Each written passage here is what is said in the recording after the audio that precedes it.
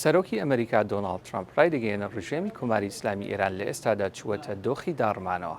ترامپ لە پۆستێکی تۆڕی کۆمەڵایەتی تروس ڕایگەیاند ئێران هەر ئێستا ئاگاداری کردینەوە کە ئەوان لە دۆخی داڕماندان دەیانەوێت ئەمریکا بە زووترین کاتگەروی هورمز بکاتەوە لە کاتێکدا بەرپرسانی ڕژێم خەریکن دۆخی سەرکردایەتی خۆیان یەکلایی دەکەنەوە. ئەمە لە کاتێکدا ئێران بەهۆی گەمارۆکانی ئەمریکاوە توانای بەرهەمێنانی نەوتی بە شێوەیەکی بەرچاو کەم بووەتەوە، ڕژێم ناچار بووە پەنا بۆ ئەمبارکردنی نەوت بەرێت لە بری هەناردەکردنی. ڕێکخراوەکانی چاودێر لە بواری وزەش دەڵێن ئەمبارەکانی نەوتی ئێران بە زوویی وا خەریکە پڕ دەبن.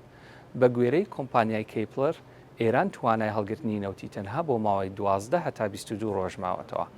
لەم بارەوە وەزیری گەنجینەی ئەمریکا پێشبینی کرد بەم زوانە دەرهێنانی نەوت لە ئێران هەرەس بێنێت. وەزیری گەنجینە سکۆت بەسەنت گوتی قۆناغی دوای ئەوە لە ئێران بریتی دەبێت لە قەیرانی نەبوونی بنزین. شاو شاژنی بەریتانیا کە ئێستا بە سەردانێکی فەرمی لە ئەمریکان دوێنێ لەگەڵ سەرۆکی ئەمریکا و خانمی یەکەم سەرێکیاندا لە هەنگەکانی کۆشکی سپی. بەڵێ ئێستا لە کۆشکی سپی نزیکەی 7,000 هەنگ بەخێو دەکرێن. ئەم پرۆژەیە مێژوەکەی دەگەڕێتەوە بۆ 7 ساڵ لەمەوبەر. ساڵی 2009 خانمی یەکەمی ئەو کات میشەڵ ئۆباما پێی وابوو بەخێوکردنی هەنگ لە کۆشکی سپی سەرڕای دابینکردنی هەنگوین هەروەها یارمەتی هەڵاڵەکردنی گوڵ و دارەکانی ئەوێ دەدات. ئەو کات دوو خەڵێفی شانەی هەنگوینیان دانا. خەڵێف بەو سندوقە دەگوترێت کە شانەی هەنگەکانی تێدا دەپارێزرێت. جا لەو کاتەوە بەخێوکردنی هەنگ وەتە بەشێک لە ژیانی کۆشکی سپی. ڕۆژی هەینی ڕابردوو خانمی یەکەم مەڵانیا ترامپ بڕیاریدا بە فراوانکردنی ئەو پرۆژەیە، ئەویش بە زیادکردنی خەڵێفێکی تر کە لەسەر شێوازی کۆشکی سپی دروستکراوە. پێشتر لە ساڵێکدا بەرهەمی هەنگوینە بە تامەکەی کۆشکی سپی دەگەیشتە نزیکەی 100 کیلۆگرام.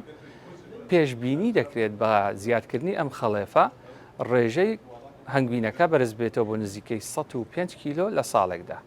هەنگوینەکە بۆ ناسراوە کە زۆر نایابە بەهۆی ئەوەی هەنگەکان زیاتر شیلەی گوڵەکانی گیای سێپەڕە هەڵدەمژن کە لە چواردەوری کۆشکی سپی بە فراوانی بڵاوبوونەتەوە.